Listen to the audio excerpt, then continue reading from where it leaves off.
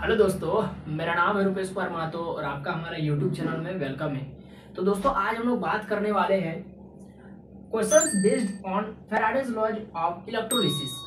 यानी आज हम लोग बात करेंगे फैराडे लॉ ऑफ इलेक्ट्रोलिसिस में न्यूमेरिकल क्वेश्चन किस तरह से पूछा जाता है एग्जाम्स में।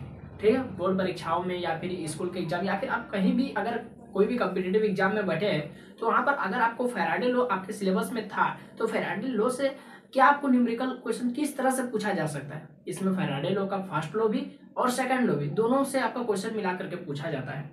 ठीक है, इतना समझ में आ रहा है। हाँ, तो इससे पहले हमने फैराडे लॉ क्या होता है, उसमें फर्स्ट लॉ सेकंड लॉ के बारे में हम लोग कंप्लीटली डिस्कशन किया था। तो आप अगर नहीं देखे हैं तो आप इस वीडियो को क्लिक कीजिए, जाकर देखिए फैराडे लॉ क्या होता है। उसमें आपको पता चलेगा कि फैराडे लॉ का सेकंड लॉ फर्स्ट लॉ दोनों के बारे में आपको इन्फॉर्मेशन मिल जाएगा और काफ़ी चीज़ सीखने को भी मिलेगा। उसमें आप फैराडे लॉ दोनों समझ जाएंगे। तो चलिए हम लोग न्यूमेरिकल क्वेश्चन करते हैं। टोटल मैं 5 क्वेश्चन लेकर आऊँगा आपके सामने और 5 क्वेश्चन को हम सॉल्यूशन करके आपको बताएंगे। तो सबसे पहला क्वेश्चन है कि 0.1978 ग्राम ऑफ कॉपर का आपका मास दे दिया है, गिवन मास इसको बोलेंगे हम लोग। तो चलिए हम लोग क्वेश्चन को पढ़ते चलते हैं और डाटा को लिखते चलते हैं ताकि आपको समझने में कोई दिक्कत नहीं होगा। तो गिवन डाटा क्या क्या यहाँ पर डाटा दिया गया है। तो गिवन डाटा में आपको दिया गया यहाँ पर कि गिवन मास ऑफ कॉपर का मास दे दिया है आपका 0.1978 ग्राम। ये हो गया गिवन मास ऑफ कॉपर, है ना। तो ये कॉपर का मास दे दिया है। आगे देखते हैं, where deposited by a current of 0.2 ampere. Current कितना दिया है, आई 0.2 एम्पियर। ठीक है, इन 50 मिनट समय दे दिया है, टाइम 15 मिनट्स।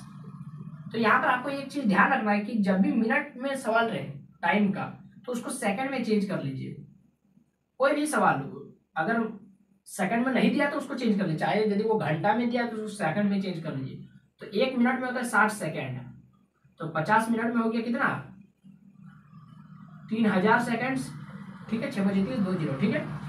आगे पढ़ते हैं, what is the electrochemical equivalent. यानी ECE आपको इलेक्ट्रोकेमिकल इक्विवेलेंट का वैल्यू निकालने बोल रहा है, किसका, कॉपर का इलेक्ट्रोकेमिकल इक्विवेलेंट। अच्छा, इलेक्ट्रोकेमिकल इक्विवेलेंट को हम लोग डिनोट करते हैं किससे, जेड से। तो आपको जेड निकालने बोल रहा है। तो ये सब जेड, ये सब हम लोग पिछले लास्ट वीडियो में हम लोग बात किए थे। तो अगर मैं अभी भी कहता हूँ कि अगर आप नहीं देखे वो वीडियो यानी फैराडे लॉ क्या होता है, या फिर चलिए वीडियो नहीं देखो कोई बात नहीं, अगर आपको पहले से पता है फैराडे लॉ तो फिर बहुत अच्छा बात है। आपको यहाँ पर न्यूमेरिकल में जो भी मैं लिखूंगा कॉन्सेप्ट आपको पहले से मतलब समझल रहेगा। ठीक है, आगे देखते हैं हम लोग। तो निकालना क्या, आपको जेड निकालना है। अब जेड का फॉर्मूला क्या होता है तो वो तो हम लोग जानते ही, हम लोग पुट कर देंगे यहाँ पर। तो इसको हम लोग सॉल्यूशन करते हैं। तो हम लोग वी नो डेट हम जानते हैं फ्रॉम फैराडेज फर्स्ट लॉ।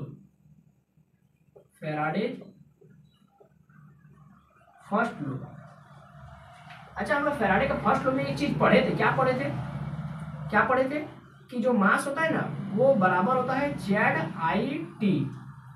ये फॉर्मूला हम लोग पढ़े थे, M बराबर ZIT। ये फैराडे का फर्स्ट लॉ था, है ना। तो इसको डिस्कस नहीं करेंगे कि ये कहाँ से आया, ये सब हम लोग छोड़ देंगे, न्यूमेरिकल बना रहे। हाँ, तो M बराबर ZIT होता है फॉर्मूला। तो M दे दिया आपका कितना, 0.1978 बराबर Z जो कि आपको निकालना है। तो इसको सीधा सीधे रहने देते। I कितना दिया है, 0.2। टाइम कितना दिया है, 3000 सेकंड। तो बस इसको सिंपल से सॉल्व कर दीजिए।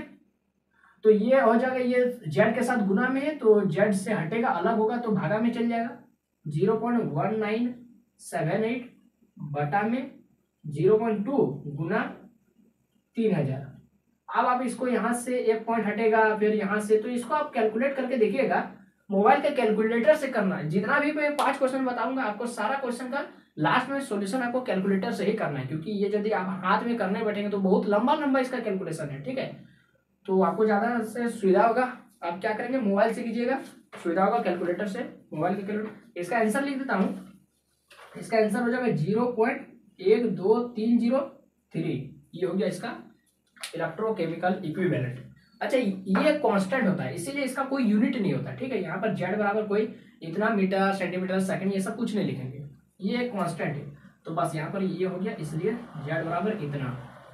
तो आप इसको घेर सकते हैं, यहाँ पर इंप्लाइज का साइन दीजिएगा, ये सब ठीक है। हाँ, तो यहाँ पर लास्ट में एक वर्ड लिख देना है 10 इस प्रकार, इलेक्ट्रोकेमिकल इक्विवेलेंट या ECE शॉर्ट में लिखे ना, उतना छोड़िए ना, ECE ऑफ कॉपर इज 0.0003 हो गया आंसर। बस चलिए, ये आपको समझ में आ गया, सिंपल से कुछ नहीं किया, सारा गिवन डाटा में आपको पहले से था, खाली फॉर्मूला पुट किए, आंसर आ गया।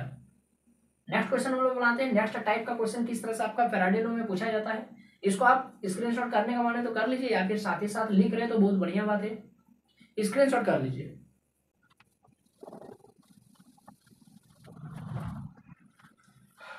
नेक्स्ट क्वेश्चन है, ये आपका फैराडे का सेकंड लॉ से है, ठीक है। फैराडे का फर्स्ट लॉ का फॉर्मूला मैंने बता दिया, M बराबर ZI थी।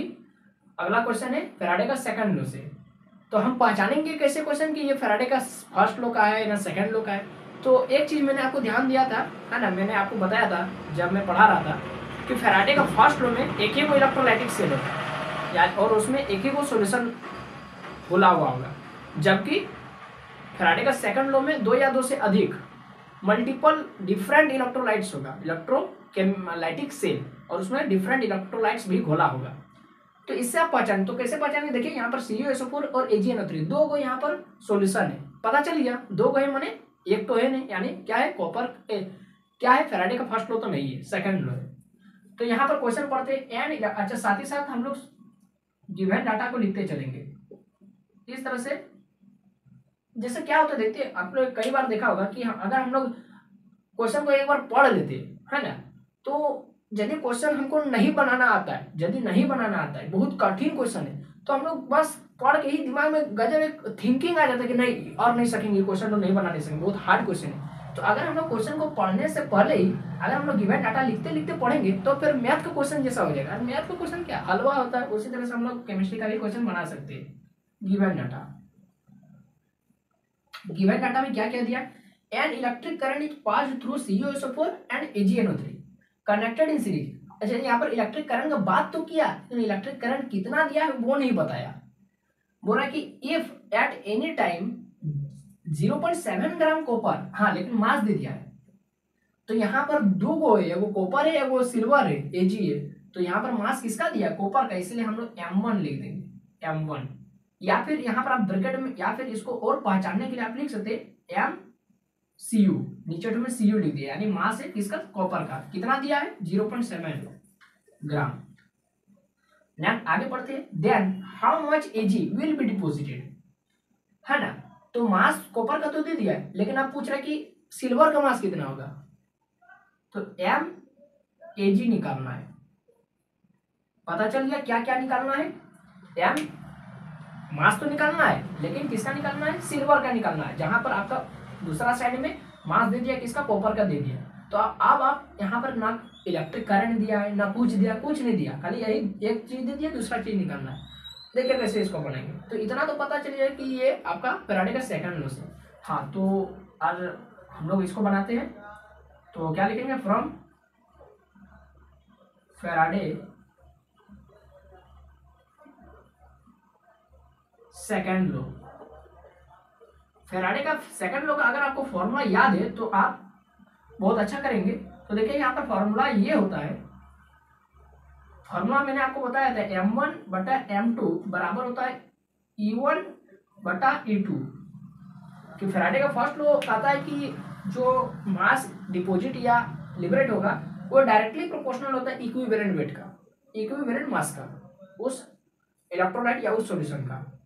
तो इस तरह से फॉर्मूला मेरा बनता है M1 बाई M2 बराबर E1 बाई E2। यहाँ पर E1 क्या है या फिर E2 क्या है, इक्विवेलेंट मास, और ये M1 M2 क्या है, गिवन मास। हाँ, तो ये हो गया। तो यहाँ पर हमको एक वैल्यू दिया हुआ है, दूसरा वैल्यू नहीं पता है, लेकिन E1 और E2 दोनों हमको नहीं पता है, दोनों नहीं पता है। तो फिर E1 और E2, तो फिर इस वर्ड को यानी E1 या E2 की जगह में हमको कुछ जाना पहचाना जो वैल्यू हमको पता है वैसा वर्ड यहाँ पर लिखना पड़ेगा। चलिए हम लोग, अगर आपको नहीं समझ में आ रहा है तो देखिए, M1 हमको पता है, ठीक है, M2 निकालना है, तो इसको थोड़ा चेंज कर देते हैं, ये वाला, ये जो फॉर्म दिया है ना E1 बटे E2, इसको थोड़ा चेंज कर देते हैं। तो हम लोग जानते हैं कि इक्विवेलेंट वेट जो होता है ना, वो उसका फॉर्मूला होता है, क्या होता है इक्विवेलेंट मास का, मोलर मास बटा वैलेंसी होता है ना, मोलर मास बटा वैलेंसी। तो अगर हम लोग E1, तो अब यहाँ पर E1 M1 M2 हटा करके हम लोग क्या लिख देंगे, कॉपर का और सिल्वर का। फिर यहाँ पर E1 E2 हटा करके क्या लिख देंगे, कॉपर का और सिल्वर का। तो हम लोग जानते हैं कि इक्विवेलेंट मास बराबर होता है मोलर मास बटे वैलेंसी। तो उसी तरह से अगर हम लोग कॉपर का निकालेंगे तो मोलर मास भी कॉपर का लेंगे और वैलेंसी भी कॉपर का लेंगे। तो बोलिए मोलर मास कितना होता है कॉपर का, देखिए दिया हुआ है गिवन में 63.5 बटा वैलेंसी। बोलिए कॉपर का वैलेंसी कितना होता है। अब आप वैलेंसी पहचानेंगे कैसे, कॉपर का देखिए वेरिएबल वैलेंसी होता है, 2 भी होता है, कभी 3 भी हो जाता है, 3 तो नहीं होता है, कभी 1 हो जाता है, 2 होता है +2, कभी +1 हो जाता है। तो हमको पता कैसे चलेगा, तो अंतःकरण अपने मन से नहीं ले लेना है, जो यहाँ पर सॉल्यूशन बनाया है ना, जो यहाँ पर आपको इलेक्ट्रोलाइट दिया हुआ है CuSO4 और AgNO3, तो यहाँ पर CuSO4, तो SO4 इसको यदि तोड़ेंगे, अगर CuSO4 को तोड़ेंगे तो ये Cu2+ में और SO4 2- में टूटेगा, आयन में टूटेगा। तो ये इलेक्ट्रोलाइट यदि हम जाकर वाटर में घोलेंगे तो अपना आयन में टूटेगा और आयन क्या बनेगा Cu2+ और SO4 2-। तो यहाँ पर आपको पता होगा कि वैलेंसी उसी को बोलते हैं जितना माथाडो में चार्ज रहता, तो वैलेंसी यहाँ पर कितना हो जाएगा 2। अब चार्ज तो थोड़ी लिखेंगे कि प्लस है ना माइनस है ना। तो ये हो गया हमको इक्विवेलेंट मास किसका मिल गया, कॉपर का मिल गया। अगर उसी तरह से हम लोग बात करेंगे, अगर हम लोग बात करेंगे इक्विवेलेंट मास सिल्वर का, तो सिल्वर का भी उसी तरह से मोलर मास ऑफ सिल्वर हो जाएगा बटे वैलेंसी ऑफ सिल्वर हो जाएगा। तो बोलिए मोलर मास सिल्वर का कितना होता है, ये दिया नहीं है, तो फिर भी आपको याद होगा 108 ग्राम होता है, 108 ग्राम पर मोल, और वैलेंसी इसका होता है 1, इसका वैलेंसी होता है 1। अब आपको यहाँ पर जैसे इसका भी तोड़ के बता देते हैं, जैसे AgNO3 दिया है ना, AgNO3, तो ये टूटेगा तो Ag+ में टूटेगा और NO3- में टूटेगा। तो क्या वो प्लस है, 1 हो, तो इसलिए वैलेंसी 1 हुआ, है ना। ऐसे ये वाला इक्वेशन लिखना नहीं है सॉल्यूशन में, मैं समझा रहा था खाली, ठीक है। तो यहाँ पर Ag मिल गया 108, इसको सॉल्व करेंगे तो 108 होगा ना, और इसको सॉल्व करेंगे तो कितना होगा 31.75, उसका आधा हो गया 63.5 का। तो दो देखिए E कॉपर और E सिल्वर हमको मिल गया, ये सब आपको रफ में करना है, यहाँ पर दिखाना नहीं है। तो E कॉपर मिल गया कितना 31.75 बटे ये सिल्वर कितना मिला 108, और पहले से मेरा यहाँ पर M1 यानी कॉपर का मास कितना दिया 0.7, और हमको निकालना क्या बोला है, देखिए सिल्वर का मास निकालने बोला है। तो सिंपल से सिल्वर का मास अब तो निकल जाएगा, अब निकल जाएगा, 3 को वैल्यू दे दिया, चौथा निकालना आराम से निकल जाएगा। इसको हम सॉल्व कर देते हैं। ये सब लिखना नहीं, ये सब रफ में बनाना है, रफ में आपको चेक करना है। अगर आपका दिमाग तेज है तो आप दिमाग से ही कर लीजिए इस तरह सोच के, ठीक है। चलिए आगे देखते हैं। तो बस सिंपल से इसको क्या करेंगे, MAg को रहने देंगे इधर, या है ना, इसको क्रॉस मल्टीप्लाई कर दीजिए, MAg के साथ जाएगा कौन 31.75 बराबर में 0.77 के साथ कौन जाएगा 108, 0.7 के साथ जाएगा 108। अब यहाँ पर इधर किसको रखना है, MAg को रखना है बराबर में 0.7 गुना 108 बटा में 31.75 हो गया। अब इसको सॉल्व कर दीजिए, आपका आंसर आ जाएगा। इसको सॉल्व करने पर आपका आंसर आएगा, कैलकुलेटर से कीजिएगा, ठीक है, जल्दी होगा। इसका आंसर होगा 2.38 ग्राम। अब मास निकालने वाला है तो ग्रामे में होगा ना, देखिए एक ग्राम में दिया था तो दूसरा भी ग्रामे में आंसर आएगा, ठीक है। हाँ, तो ये हो गया इसका आंसर 2.38 ग्राम। तो इसको आप नोट कर लीजिए, इसको नोट कर लीजिए या फिर स्क्रीनशॉट कर लीजिए। हाँ, हो गया सिंपल सा। तो आप यहाँ पर लिख सकते हैं 10 mass of copper 2.38 will be deposited, लिख दीजिए 10 2.38 gram of silver will be deposited. हो गया आंसर। अब कहीं आपको एक नंबर नहीं काटने सकेगा। चलिए इसको स्क्रीनशॉट कर लीजिए।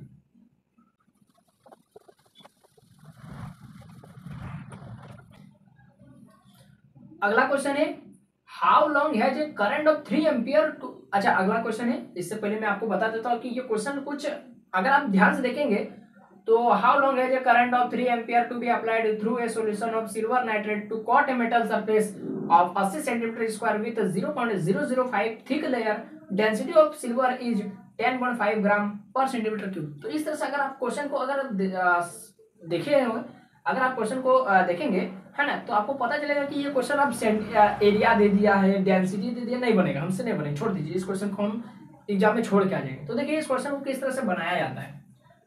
सॉल्यूशन लिखते हैं, घबराना नहीं है, देखिए सीख जाएंगे किस तरह से बनाएंगे और आपको आसान लगेगा कि सर तो मेरा क्वेश्चन में ही आंसर दिया हुआ है। देखिए किस तरह से गिवन डाटा सबसे पहले लिखेंगे, फॉर्मेट को नहीं भूलना है बस। देखिए गिवन डाटा में क्या लिखेंगे, how long has a current of 3 ampere. ठीक है, जैसे हाउ लॉन्ग लिख दिया, इसका मतलब कुछ क्या दिमाग में आ रहा है, हाउ लॉन्ग कितना लंबा, यानी समय का बात कर रहा है, टाइम पूछेगा। तो how long has a current of 3 ampere, तो करंट दे दिया आई कितना दे दिया 3 ampere, to be applied through a solution of silver nitrate. तो सिल्वर नाइट्रेट मतलब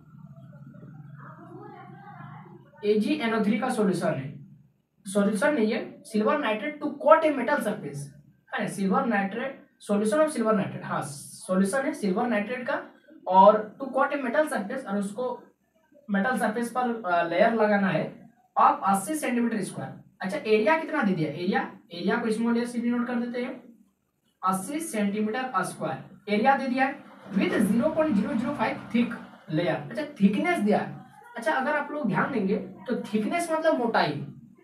अच्छा उसको एक तरह से हम मोटाई को, जैसे हम लोग बात करेंगे ये मार्कर का थिकनेस कितना है, यानी इसका मोटाई यहाँ से यहाँ, तो इसको एक तरह यदि हम सीधा सीधा देखेंगे मोटाई यहाँ से यहाँ तक है, तो अगर हम लोग ध्यान से देखेंगे तो ये एक तरह का ऊंचाई नहीं बोल सकते इसको, मोटाई का ऊंचाई, अगर हम लोग length into breadth into height वाला कॉन्सेप्ट यदि लगाएंगे तो इसका जो मोटाई तो है थिकनेस, तो उसको ऊंचाई बोल सकते हैं कि इतना ऊंचा है यानी इतना मोटा है, तो इसको हम लोग ऊंचाई बोल सकते हैं। एच कितना 0.005 mm। अब यहाँ पर आपको ध्यान देना है, अच्छा डेंसिटी कितना दिया, डेंसिटी को हमेशा हम लोग रो से डिनोट करते हैं, 10.5 ग्राम पर सेंटीमीटर क्यूब। तो यहाँ पर ध्यान दीजिए, यूनिट पर ध्यान दीजिए, सेंटीमीटर ठीक है, mm खराब कर रहा है, इसको भी अगर सेंटीमीटर में चेंज कर देंगे तो हाँ 1 2 3 तीनों भाई मिल जाएगा। तो चलिए तो इसको भी सेंटीमीटर में चेंज कर देते, तो ये हो गया आपका कितना, अच्छा 10 mm बराबर होता है 1 सेंटीमीटर, आपको पता है ना, मैथ में तो पढ़े होंगे, 10 mm बराबर होता है 1 सेंटीमीटर, चूंकि 10 mm बराबर होता है 1 सेंटीमीटर, तो 1 mm बराबर कितना हो जाएगा, सिंपल से बात 1/10 सेंटीमीटर। तो यहाँ पर कितना mm दिया, 0.005 mm, सिंपल सा इतना mm बराबर कितना सेंटीमीटर, 1/10 गुना 0.005 सेंटीमीटर हो जाएगा। तो यहाँ से एक पॉइंट हटाएंगे तो टोटल नीचे में 3 गो जीरो आएगा, तो अब नीचे में टोटल 3 गो, अरे वो 4 गो जीरो हो गया। तो अगर हम लोग पॉइंट लगाएंगे तो 4 गो जीरो के बाद पॉइंट लगाएंगे, तो 1 2 3 अरे 5, तो ये हो गया 1 2 3 4, अब यहाँ पे पॉइंट लगा दिए, तो ये हो गया आपका सेंटीमीटर में। तो ये हो गया हमारा एच कितना में आ गया, सेंटीमीटर में आ गया, कितना 0.1235 सेंटीमीटर, ये आ गया हमारा सेंटीमीटर। कैसे आया आपको समझ में आ गया, ये सब रफ में करना है, यहाँ नहीं करना है, रफ में करना है। हाँ तो इतना हमको पता चल गया। तो अच्छा एरिया को हम लोग लिख सकते हैं लेंथ इंटू ब्रेथ, लंबाई गुना चौड़ाई को ही क्षेत्रफल बोलते हैं ना। हाँ तो यहाँ पर इसको हम लोग ए को बोल सकते हैं लेंथ गुना ब्रेथ, ए बोल सकते हैं, ठीक है बहुत अच्छा बात है। नीचे में ध्यान दीजिए तो एच लेंथ एल गुना बी गुना एच, इसको तो हम वॉल्यूम लिख सकते हैं, वॉल्यूम यही होता है ना वॉल्यूम का फॉर्मूला, लेंथ लंबाई गुना चौड़ाई गुना ऊंचाई, हाँ वॉल्यूम। तो वॉल्यूम यहाँ से मेरा निकल जाएगा, और मेरे पास दिया हुआ डेंसिटी, तो डेंसिटी बराबर हो जाता है क्या, मास बटा वॉल्यूम, फॉर्मूला होता है क्या नहीं, पहले बोलिए होता है क्या नहीं, एकदम होता है, डेंसिटी बराबर होता है ना मास बटा वॉल्यूम। तो यहाँ पर मास तब फिर मेरा निकल जाएगा क्योंकि वॉल्यूम हमको पता है। वॉल्यूम देखिए ही L into B into H, जहाँ पर एल इंटू बी का वैल्यू ही 80 और एच का ही 0.0005 सेंटीमीटर, और तब फिर यहाँ रो का ही वॉल्यूम डेंसिटी का दिया, तब फिर मेरा मास निकल जाएगा। हाँ मास तो निकल जाएगा। ठीक है, देखते हैं आगे कहीं जरूरत पड़ेगा तो मास का, तो हम लोग इतना जानेंगे ना कि मास निकल जाएगा बस। डेंसिटी ऑफ, अच्छा निकालना क्या है यहाँ पर, how long has a current, कितना समय तक हम करंट को अप्लाई करेंगे, टाइम पूछ रहा है, टाइम निकालने बोल रहा है, टाइम, मास तो नहीं बोला है, लेकिन टाइम निकालने के लिए देखते हैं मास की जरूरत पड़ेगा क्या। तो ये फैराडे का फर्स्ट लॉ से निकल जाएगा, फैराडे का फर्स्ट लॉ से निकल जाएगा। तो क्या लिखेंगे, फ्रॉम फैराडे, अच्छा फैराडे के फर्स्ट लॉ में फॉर्मूला क्या होता है, जेड बराबर एम बराबर जेड आई टी। अरे यहाँ पर तो एम की जरूरत पड़ रहा है, एम का तो अब ना टी निकलेगा, एम का जरूरत पड़ रहा है तो हम लोग पहले एम को निकाल लेते हैं, एम को पहले निकाल लेते हैं, एम को निकाल लेते ताकि एक सीक्वेंस में चलेगा। ठीक है, तो एम को निकाल लेते हैं। तो यहाँ पर गिवन में क्या दिया है, चूंकि रो बराबर दिया है, हम लोग जानते हैं रो बराबर होता है एम बटा वी, रो का वैल्यू दिया है 10 एम का नहीं जानते वी को हम लोग लिख सकते हैं एल इंटू बी गुना एच, लिख सकते हैं क्या, बिल्कुल लिख सकते हैं। तो बस अब इसको हम लोग क्या करेंगे, यहाँ पर थोड़ा सा सॉल्व कर लेते हैं। 10.5 बराबर हो जाएगा एम बटा, अच्छा एल गुना बी, एल गुना बी 80, एच एच कितना दिया है 0.0005, ठीक है, इतना ठीक है। यहाँ से एम निकाल लेते हैं, एम बराबर हो गया 10.5 गुना हो जाएगा क्रॉस मल्टीप्लाई 80 गुना 0.1235, मास निकल गया मेरा, और ये होगा मेरा ग्राम में, आंसर होगा ग्राम में होगा, मास निकल गया, हमको निकालना है टी। तो अब फॉर्मूला निकाल लगा देते from Faraday first law, Faraday first law. अच्छा फैराडे के फर्स्ट लॉ में हमको फॉर्मूला क्या दिया था, फैराडे ने दिया था एम बराबर जेड आई थी। तो एम दिया हुआ है कितना 10.5, 10.5 है ना, हाँ 10.5 गुना 80 गुना 0.1235 बराबर जेड, जेड का फॉर्मूला हमको पता है, माने जेड का वैल्यू पता है, यहाँ पर जेड नहीं पता है तो जेड निकालना पड़ेगा। तो ये सब आप लोग रफ में कर सकते हैं, यहाँ पर तो यहीं पर ब्रैकेट में ही करना पड़ेगा, हम यहीं पर करते ब्रैकेट में जेड निकाल लेते, जेड निकाल लेते हैं। जेड का फॉर्मूला होता है क्या, ई बटा एफ, यानी इक्विवेलेंट मास बटे फोर्स नहीं फैराडे, 1 फैराडे। तो इक्विवेलेंट वेट किसका, सिल्वर का, सिल्वर का इक्विवेलेंट वेट निकालना है, बहुत अच्छा बात है। तो सिल्वर का इक्विवेलेंट मास निकालने के लिए फिर इक्विवेलेंट मास का फॉर्मूला लगाएंगे यहाँ पर, फिर इक्विवेलेंट मास का, तो ई बराबर होता है क्या, मोलर मास बटा वैलेंसी। तो मोलर मास किसका, सिल्वर का कितना होता है 108 ग्राम, अभी बताए थे। वैलेंसी कितना होता है 1, यानी निकल गया मेरे 108 इक्विवेलेंट मास। अभी यही वाला यहाँ पर पुट कर देंगे 108 को, 108 बटा फैराडे, 1 फैराडे का वैल्यू कितना होता है, मैंने आपको बताया था कि अलाउंस किया था फैराडे ने कि 1 फैराडे जहाँ पर भी किसी न्यूमेरिकल में जरूरत पड़ेगा ये वाला वैल्यू आने के ला के पुट कर दीजिए 96500 कूलम। तो इस तरह से मेरा जेड का वैल्यू निकल जा रहा है यहाँ पर 108 बटा 96,500 है ना। तो यहाँ पर पुट कर देते जेड का वैल्यू 108 बटा 96,500। तो जेड का वैल्यू पुट करने से पहले हम लोग यहाँ पर ये वाला लिख लेते फॉर्मूला ई बटा एफ गुना आई गुना टी। तो फिर इतना अब रिपीट करेंगे, तो यहाँ पर अब रिपीट उससे अच्छा हम लोग क्या करते हैं, इसको अभी हम लोग एम ही रहने देते, एम ही रहने देते, ठीक है। तो 1 मिनट पहले इसको एक सेंटर में लिख देते, नहीं तो फिर एग्जामिनर बोलेगा कि ये वो बना रहा है मुंबई में, बना रहा है दिल्ली में, ऐसा नहीं ना, एकदम सीधा में एम बराबर जेड, जेड का फॉर्मूला क्या होता है ई बटा एफ गुना आई गुना टी।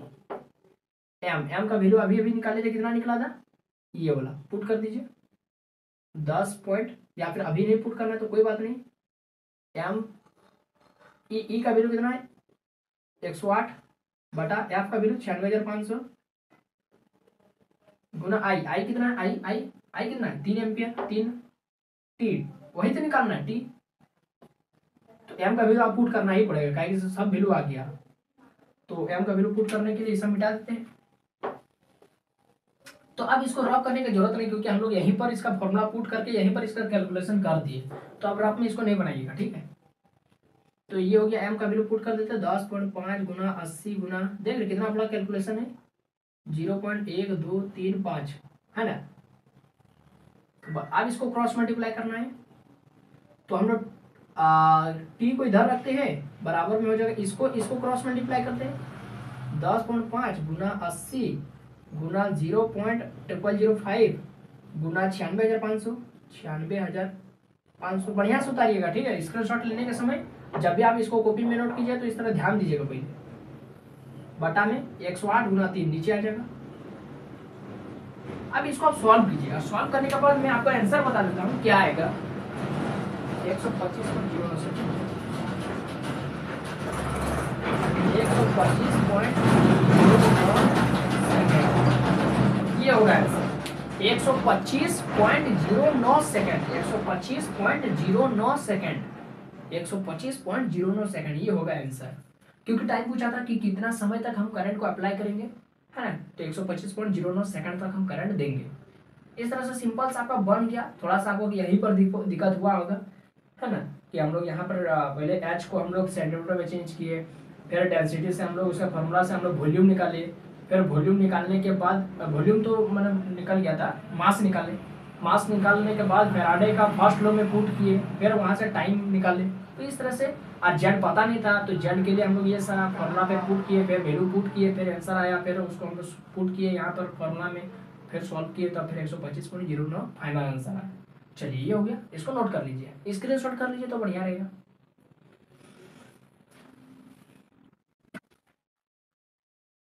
तो देखते हैं इसके बाद वाला क्वेश्चन, क्वेश्चन नंबर 4 कह रहा है कि देखिए ये जो क्वेश्चन है ना, ये बहुत सिंपल सा सवाल है, और इसमें आपको निकालने बोल रहा है, इसमें निकालने बोल रहा है calculate the weight of copper, यानी कॉपर का वेट, यानी गिवन मास जो होता है ना, वो वाला निकालने बोल रहा है। इसमें गिवन मास दिया नहीं है, निकालने बोल रहा है। हाँ तो चलिए इसका सोल्यूशन करते हैं, मतलब क्वेश्चन को पढ़ते पढ़ते डाटा को लिखते हैं। गिवन डाटा, देखिए मैं ना कभी भी पहले ही क्वेश्चन नहीं पढ़ देता हूँ, क्योंकि पहले ही क्वेश्चन पढ़ने से बच्चों में मैंने एक थिंकिंग आ जाता है कि ऐसा क्वेश्चन नहीं बनेगा, छोड़ दीजिए, वीडियो नहीं देखेंगे, है ना। तो इसलिए मैं गिवन डाटा लिखाता हूँ, और साथ ही साथ जो लिया हुआ है मतलब गिवन में दिया हुआ उसको मैं लिखता हूँ। Calculate the weight of copper, यानी हमको गिवन मास निकालने बोल रहा है, बस खत्म। From copper sulphate solution, copper sulphate मतलब CuSO4 का सोल्यूशन से। अच्छा, by current of 0.25 ampere, current कितना दीजिए आई 0.25 एम्पियर, बहुत अच्छा। फ्लोइंग फॉर 1 आवर, टाइम कितना दे दिया 1 घंटा, 1 घंटा। अच्छा 1 घंटा में कितना सेकंड होता है 3600, क्योंकि मैंने आपको कहा था कि अगर सेकंड में नहीं है टाइम तो उसको सेकंड में चेंज कर लीजिए। 1 घंटा में 60 मिनट 60 सेकंड, ये हो गया आपका 3600 सेकेंड्स, ये हो गया। अच्छा निकालने क्या बोल रहा है, क्वेश्चन तो खत्म हो गया। हाँ कैलकुलेट द वेट, एम निकालना, तो MIT, तो यहाँ पर आपको लग रहा है कि ये फैराडे के फर्स्ट लॉ से बन जाएगा, तो यहाँ पर लिख देते फ्रॉम फैराडे फर्स्ट लॉ।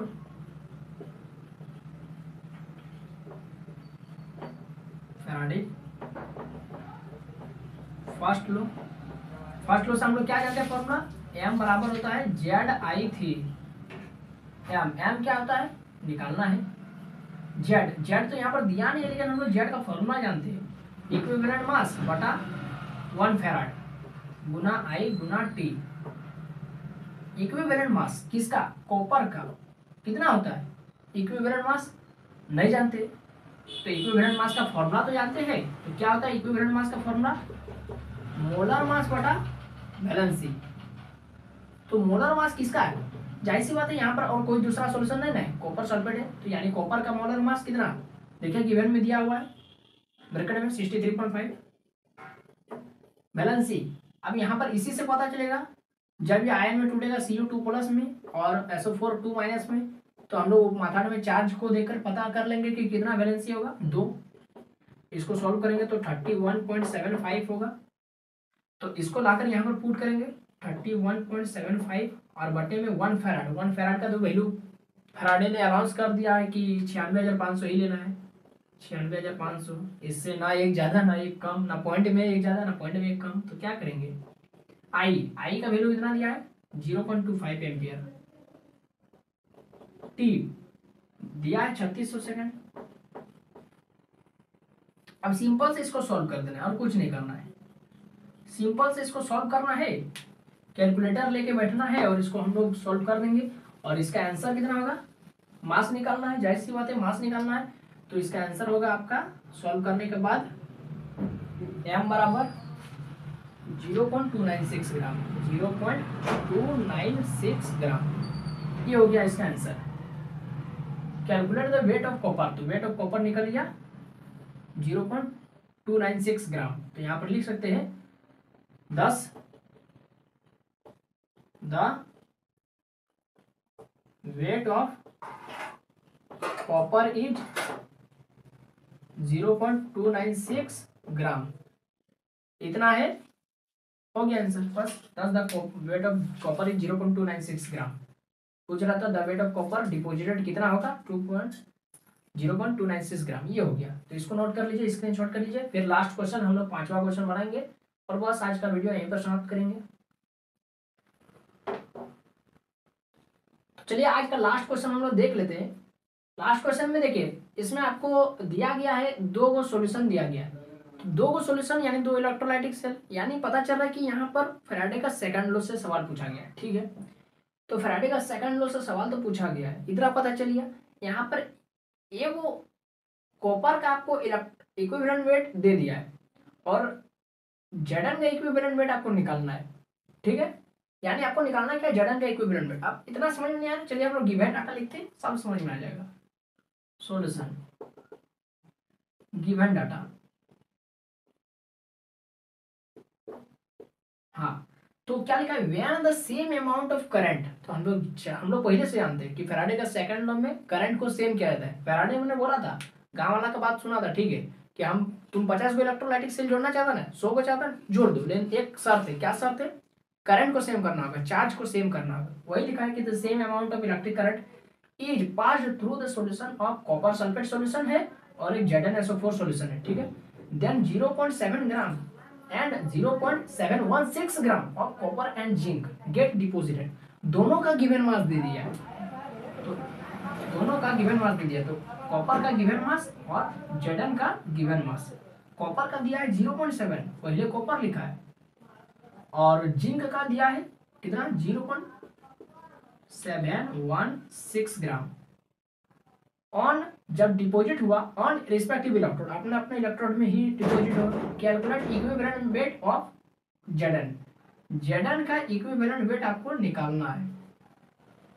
तो यहाँ पर आपको जैसा कि मैंने बताया कि कॉपर का इक्विवेलेंट मास दे दिया, किसी का इक्विवेलेंट मास दिया नहीं रहता क्वेश्चन में, आपको फॉर्मूला लगा करके निकालना पड़ता है। तो हम लोग निकाल लेंगे, जाहिर सी बात है, क्योंकि यहाँ पर एटॉमिक वेट ऑफ कॉपर, क्योंकि मोलर मास दे दिया है, तो हम लोग इक्विवेलेंट मास तो निकाल लेंगे आराम से। किसका, कॉपर का, कोई दिक्कत नहीं होगा। तो यहाँ पर फैराडे का सेकंड लॉ लगेगा, इतना हमको पता चल गया। तो from Faraday second law, from Faraday second law, Faraday का सेकंड लॉ में हम लोग क्या पढ़े थे, फॉर्मूला m1/m2 बराबर होता है क्या, E1/E2 होता है ना। तो यहाँ पर M1 2 को हटा करके हम लोग जो है उसका नाम लिख देते हैं, कॉपर है और जेडन है। यहाँ पर भी कॉपर है और जेडन है, ठीक है। तो दोनों का ही मास दे दिया है, लेकिन इक्विवेलेंट मास नहीं दिया है। एक का इक्विवेलेंट मास निकालना है, दूसरा का अपने से निकाल करके पुट करना है। तो कॉपर का कितना दिया है, 0.7 गिवन मास, और जिंक का दिया है 0.716। कॉपर का इक्विवेलेंट मास का फॉर्मूला हम लोग जानते हैं, क्या होता है, मोलर मास बटा वैलेंसी। कॉपर का यदि निकालें तो मोलर मास कॉपर का लेंगे, वैलेंसी कॉपर का लेंगे। तो मोलर मास हम लोग जानते हैं, जो एटॉमिक वेट होता है उसी को मोलर मास बोलते हैं। देखिए 63.5 दे दिया गिवन में। वैलेंसी यहाँ पर कॉपर सल्फेट सॉल्यूशन है, देखिए क्वेश्चन में कॉपर सल्फेट का सॉल्यूशन है, कहाँ गया, कॉपर सल्फेट का। तो ये जब आयन में टूटेगा तो CO2 प्लस और SO4 2 माइनस में टूटेगा तो माथाट में जितना चार्ज होता है वही उसका वैलेंसी भी होता है 2। तो इसको यदि हम सॉल्व करेंगे तो 31.75 होगा, लाकर यहाँ पर चिपका देंगे 31.75 बटा में। तो इक्विवेलेंट मास हमको पता चल गया। इक्विवेलेंट मास अब किसका निकलना है, इसका निकलना है Zn का। ठीक है, सिंपल से इसको क्रॉस मल्टीप्लाई कर देंगे, आपका आंसर आ जाएगा। सिंपल से इसको क्रॉस मल्टीप्लाई कर देते हैं, आंसर आ जाएगा। इक्विवेलेंट मास Zn का निकालना है तो इसको गुना करते हैं 0.716 गुना 31.75 और ये बटा में हो जाएगा जो Zn के साथ गुना में था 0.7। अब इसको आप लोग सॉल्व कीजिए तो और देखिए कितना आंसर आ रहा है। मैं बता देता क्या आंसर आएगा, 32.47 इतना होगा इसका आंसर। ग्राम लिख दीजिएगा, ठीक है, क्योंकि इक्विवेलेंट वेट इलेक्ट्रोकेमिकल इक्विवेलेंट एक कांस्टेंट है तो उसका कोई यूनिट नहीं होगा, लेकिन इक्विवेलेंट मास है तो यूनिट तो होगा ग्राम। हाँ तो पता चल गया। हाँ तो यहाँ पर आपका मैंने आपको फैराडे नियम से जितना भी क्वेश्चन रिलेटेड था मैंने आपको बता दिया, चाहे आपका बोर्ड एग्जाम से हो चाहे आपका अगर कहीं भी अगर आप कॉम्पिटिटिव एग्जाम में बैठेंगे और फैराडे लॉ से रिलेटेड सवाल पूछा जाएगा तो इतना ही बेसिक पूछा जाता है, कोई दिक्कत नहीं है। बेसिक ही आपको समझ के रखना है ताकि आप क्रिटिकल क्वेश्चन को हैंडल कर सकें।